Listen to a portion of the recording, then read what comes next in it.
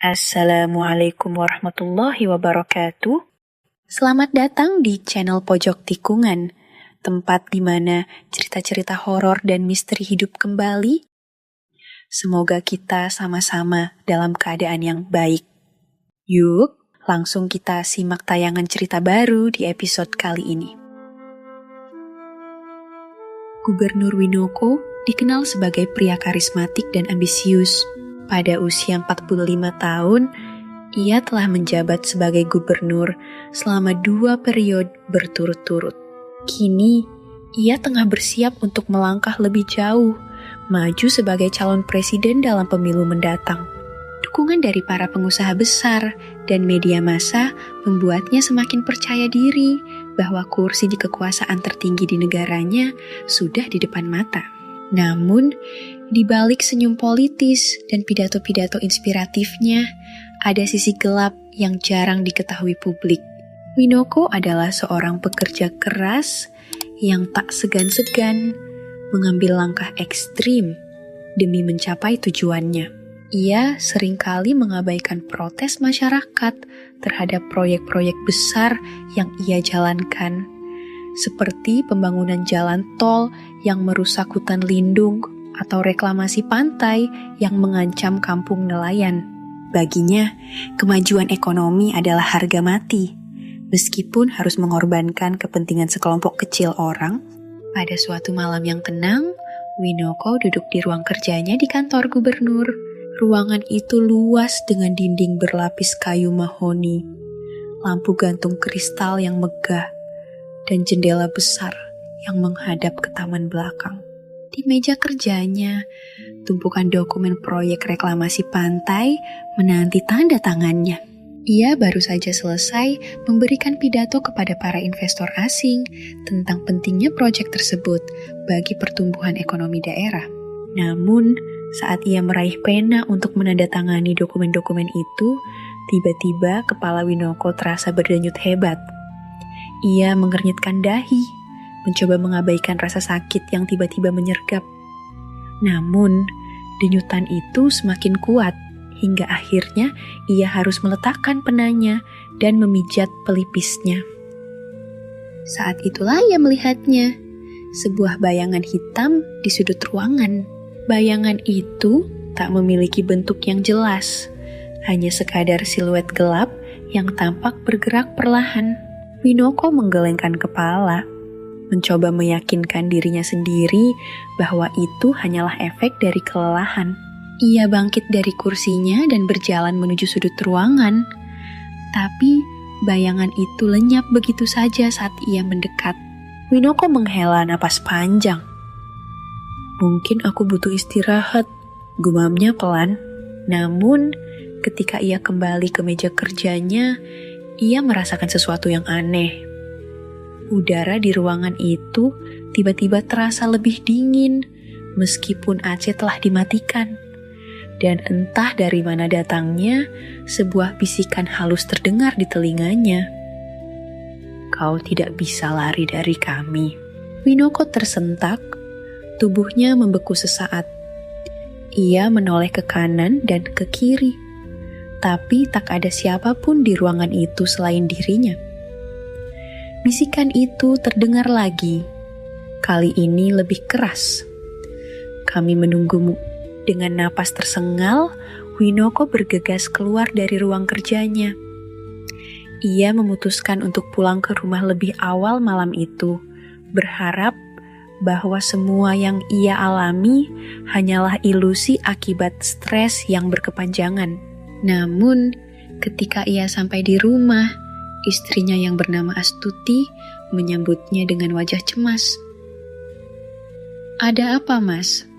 Kamu kelihatan pucat," katanya. Winoko hanya menggeleng lemah. Aku hanya merasa sedikit lelah." Astuti mengernyitkan dahi. "Aku juga merasakan sesuatu yang aneh di rumah ini. Tadi malam, aku mencium aroma tanah basah di kamar kita, padahal tidak ada hujan." Winoko tertegun. Aroma tanah basah? Itu sama persis dengan apa yang ia rasakan di ruang kerjanya tadi malam. Namun, ia memilih untuk tidak mengatakan apa-apa kepada Astuti. Ia hanya ingin tidur dan melupakan semua kejadian aneh itu. Namun, ketika ia berbaring di tempat tidur, ia tak bisa menghilangkan perasaan bahwa ada sesuatu atau seseorang yang mengawasinya dari kegelapan. Beberapa hari setelah kejadian di ruang kerjanya, kondisi Winoko semakin memburuk. Ia mulai mengalami demam tinggi yang tak kunjung turun meskipun telah minum obat. Tubuhnya terasa lemas dan ia seringkali terbangun di tengah malam karena mimpi buruk yang terasa begitu nyata. Dalam mimpi-mimpinya, ia selalu melihat wajah-wajah mayat yang tak dikenalnya. Mereka menatapnya dengan mata kosong, seolah menuduhnya atas sesuatu yang tak ia pahami. Khawatir dengan kondisi suaminya, Astuti memanggil Dokter Sinta, dokter pribadi keluarga mereka. Setelah melakukan pemeriksaan menyeluruh, Dokter Sinta tampak bingung. Tidak ada masalah serius pada fisik Anda, Pak Gubernur. Tapi gejala ini sangat aneh. Sepertinya bukan penyakit biasa. Winoko mendesah frustrasi. Jadi, apa yang harus aku lakukan? Dokter Sinta menggeleng. Saya sarankan Anda beristirahat total untuk sementara waktu. Jangan terlalu memaksakan diri bekerja. Kalau gejala ini masih berlanjut, saya akan merujuk Anda ke spesialis. Namun, istirahat total bukanlah opsi bagi Winoko. Proyek reklamasi pantai sedang memasuki tahap kritis, dan ia tak bisa meninggalkan urusan penting begitu saja. Meskipun tubuhnya lemah, ia tetap memaksakan diri untuk bekerja. Suatu pagi, saat sedang memberikan keterangan pers di hadapan para wartawan, Winoko tiba-tiba merasakan sesuatu yang aneh di dalam tubuhnya. Napasnya tersengal, dan pandangannya mulai kabur. Sebelum ia sempat menyelesaikan penjelasannya, ia tiba-tiba muntah darah hitam. Semua orang di ruangan itu terkejut. Beberapa stafnya bergegas mendekati Winoko yang langsung dibawa ke rumah sakit. Namun, hasil pemeriksaan medis kembali menunjukkan bahwa tidak ada masalah fisik yang dapat menjelaskan kondisinya. Dokter hanya bisa mengatakan bahwa ini adalah kasus yang sangat langka. Di rumah sakit, Winoko mulai mendengar bisikan-bisikan lagi. Kali ini, suaranya lebih jelas dan lebih mengancam. Kau akan mati seperti mereka. Kau akan mati seperti mereka. Kalimat itu terus berulang. Ia mencoba menutup telinganya, tapi suara itu terus bergema di dalam kepalanya. Saat ia membuka matanya, ia melihat bayangan hitam berdiri di sudut ruangan, menatapnya dengan tatapan dingin. Kejadian di rumah sakit membuat beberapa staf Winoko mulai curiga bahwa ada sesuatu yang tidak beres. Salah satunya adalah Yunita, seorang asisten pribadi yang telah bekerja untuk Winoko selama 5 tahun. Ia memutuskan untuk menyelidiki lebih jauh tentang fenomena aneh yang dialami gubernurnya. Yunita mulai dengan memeriksa rekaman CCTV di kantor gubernur. Ia memperhatikan dengan cermat setiap detik rekaman dari malam ketika Winoko pertama kali melihat bayangan hitam di ruang kerjanya. Namun, rekaman itu tidak menunjukkan apa-apa yang mencurigakan. Semua tampak normal, kecuali satu hal. Di salah satu rekaman, terlihat sesosok bayangan hitam bergerak cepat di lorong lantai 3, tepat di dekat ruang kerja Winoko. Yunita merasa bulu kuduknya berdiri. Ia memutuskan untuk menyelidiki lebih lanjut. Bersama ajudan Winoko yang bernama Dito, mereka pergi ke lantai 3 kantor gubernur pada malam hari. Lorong itu gelap dan sunyi, hanya diterangi oleh cahaya redup lampu darurat. Mungkin cuma kebetulan, kata Dito mencoba menenangkan dirinya sendiri. Namun, saat mereka berjalan menyusuri lorong di kebun belakang kantor gubernur, Yunita tiba-tiba merasakan sesuatu yang aneh di bawah kakinya. Tanah di sana terasa lebih lunak dibandingkan dengan area lainnya. Ia menunduk dan melihat bahwa ada beberapa potongan rumput yang tampak bergoyang-goyang meskipun tidak ada angin. "Ini aneh," gumam Yunita. "Sepertinya ada sesuatu di bawah sini." Mereka memutuskan untuk menyelidiki lebih jauh. Di kebun belakang kantor gubernur, mereka menemukan sesuatu yang lebih mengejutkan. Tanah di sana tampak bergoncang-goncang, seolah-olah ada makhluk hidup di bawahnya. Beberapa bagian tanah bahkan terlihat lebih rendah dari yang lain, seolah-olah telah digali dan ditimbun kembali.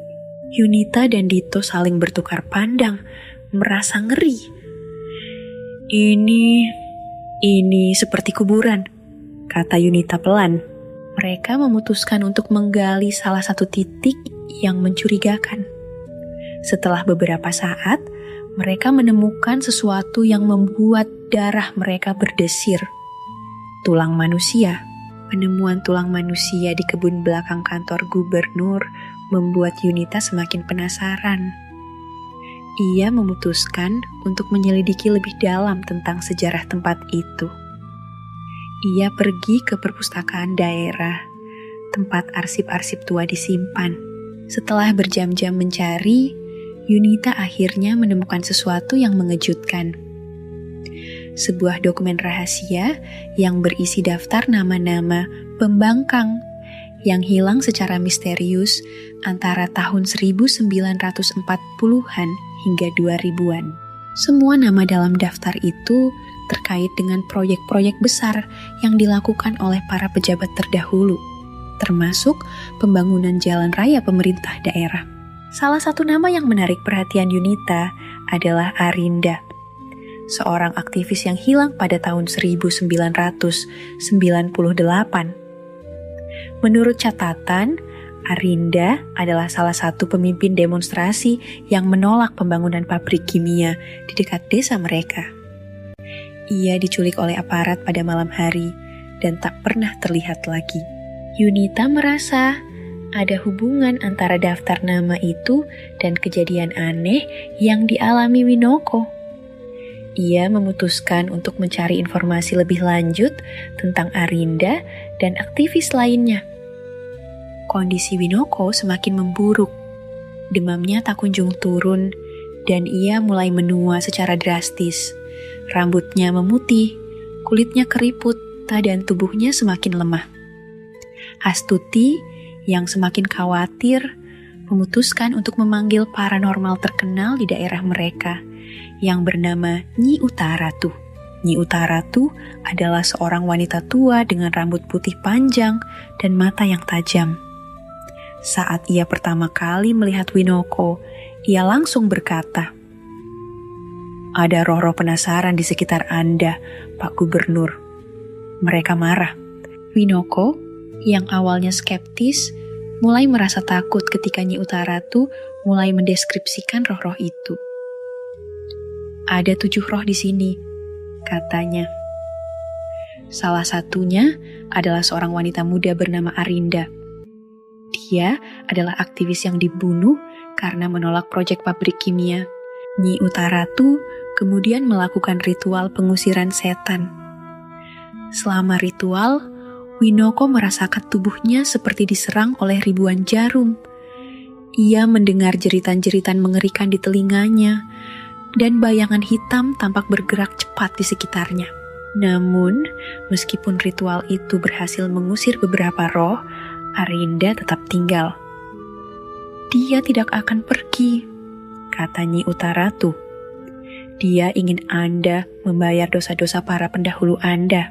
Setelah ritual, Nyi Utaratu menceritakan sejarah kantor gubernur kepada Yunita dan Astuti. Menurutnya, tempat itu dulunya adalah markas tentara Belanda yang digunakan untuk mengeksekusi pejuang kemerdekaan. Mayat-mayat mereka dikubur di kebun belakang, dan tanah itu dianggap keramat oleh penduduk setempat. Namun, seiring berjalannya waktu, Para pejabat korup mulai menggunakan tempat itu untuk menyingkirkan musuh-musuh mereka. Mereka membunuh siapa saja yang menentang proyek-proyek besar mereka dan mengubur mayatnya di kebun belakang. Sekarang, roh-roh itu marah, kata Nyi Utara tuh. Mereka ingin balas dendam. Jika Pak Gubernur tidak menghentikan proyek reklamasi pantai, dia akan mati seperti mereka.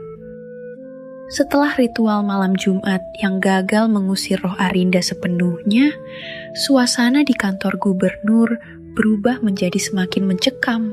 Karyawan yang biasanya sibuk bekerja kini berjalan dengan langkah pelan, mata waspada, seolah-olah mereka merasakan ada sesuatu yang tak terlihat mengintai di setiap sudut gedung. Beberapa staf bahkan memilih untuk mengundurkan diri tanpa alasan yang jelas, meninggalkan pekerjaan mereka begitu saja. Mereka hanya berkata, ada sesuatu yang tidak benar di tempat ini. Winoko sendiri semakin terjebak dalam ketakutan yang menghantui hari-harinya. Tubuhnya yang dulu tegap kini tampak rapuh, seperti orang tua yang telah kehilangan seluruh energinya. Rambutnya yang hitam legam kini berubah abu-abu, dan kulitnya keriput seperti kertas kering. Ia seringkali terbangun di tengah malam dengan napas tersengal, tubuhnya basah oleh keringat dingin. Dalam mimpi-mimpinya, ia melihat wajah-wajah mayat yang menuduhnya atas kejahatan yang tak pernah ia lakukan. Mereka berbisik padanya, "Kau pewaris dosa-dosa kami." Namun, yang paling menakutkan bukanlah mimpi-mimpi itu, melainkan apa yang terjadi di dunia nyata. Suatu pagi, Winoko berdiri di depan cermin di ruang kerjanya, mencoba memperbaiki dasinya sebelum rapat penting. Namun, saat ia menatap bayangannya, ia melihat sesuatu yang membuatnya membeku. Di balik bayangannya, ada wajah-wajah pucat dengan mata kosong dan mulut terbuka lebar, seolah berteriak tanpa suara. Wajah-wajah itu bergerak perlahan, mendekat ke arahnya. Winoko mundur beberapa langkah, napasnya tersengal. Ia mencoba meyakinkan dirinya bahwa itu hanyalah efek cahaya atau imajinasinya. Namun, saat ia berbalik untuk melihat apakah ada orang lain di ruangan itu, ia mendengar suara keras dari arah cermin.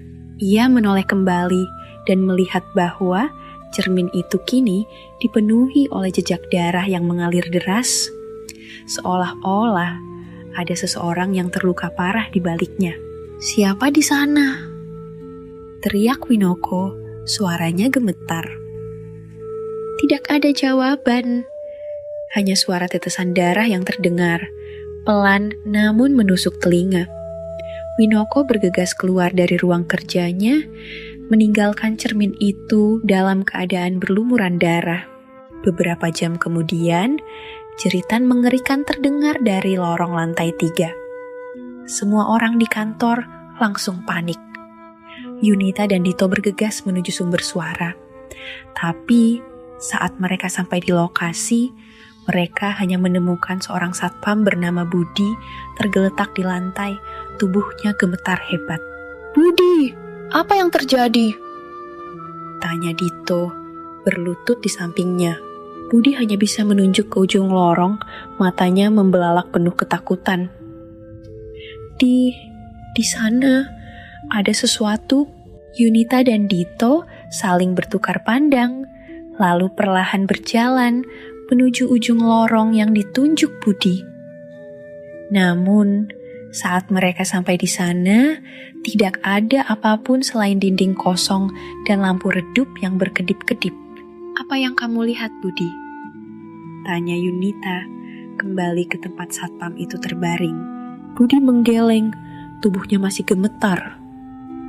Saya melihat wanita itu. Dia memegang kepala saya dan menariknya. Sebelum Yunita dan Dito sempat bertanya lebih lanjut, Budi tiba-tiba diam. Matanya terbuka lebar, tapi tak ada lagi tanda-tanda kehidupan di tubuhnya. Dokter yang datang kemudian menyatakan bahwa penyebab kematiannya tidak dapat dijelaskan, tidak ada luka fisik, tidak ada tanda-tanda serangan jantung. Hanya raut wajahnya yang penuh ketakutan yang memberikan petunjuk tentang apa yang mungkin terjadi. Pada hari yang sama, Winoko mencoba kembali ke rutinitasnya meskipun kondisinya semakin buruk. Ia duduk di meja kerjanya, mencoba menandatangani dokumen penting terkait proyek reklamasi pantai. Namun, saat ia meraih pena dan mulai menulis, ia menyadari bahwa tinta di penanya berubah menjadi darah. Ia menatap pena itu dengan ngeri, lalu melemparkannya ke atas meja. Tetesan darah mulai menyebar di atas dokumen, membentuk pola aneh yang mirip dengan tulisan tangan. Winoko membaca tulisan itu dengan hati-hati. Winoko berdiri dengan cepat, menjatuhkan kursinya. Ia bergegas keluar dari ruang kerjanya, meninggalkan dokumen itu begitu saja. Namun, saat ia berjalan menyusuri koridor, ia merasakan udara di sekitarnya semakin dingin. Napasnya mulai membeku di udara, meskipun suhu di dalam gedung tetap normal. Dan kemudian, ia mendengarnya lagi, bisikan-bisikan halus yang bergema di telinganya. "Kau tidak bisa lari dari kami." Malam itu, Winoko memutuskan untuk pulang lebih awal. Ia tak tahan lagi dengan semua kejadian aneh yang terus menghantuinya. Namun, saat ia keluar dari gedung, ia melihat sesuatu yang membuatnya terpaku di tempat. Di kebun belakang, di mana makam-makam tak bertanda itu berada, ada sosok-sosok manusia yang berdiri dalam barisan rapi. Mereka semua mengenakan pakaian usang, tubuh mereka penuh lumpur, dan wajah mereka pucat seperti mayat hidup. Mata mereka kosong, tapi tatapan mereka tertuju langsung pada Winoko. Winoko mencoba melangkah mundur, tapi kakinya seperti terpaku di tanah.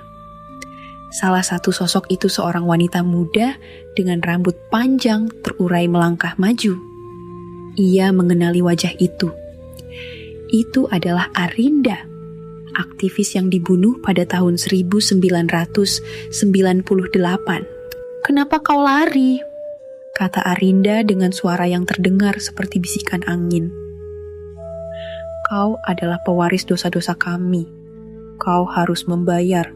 Winoko ingin berteriak, tapi suaranya tak keluar.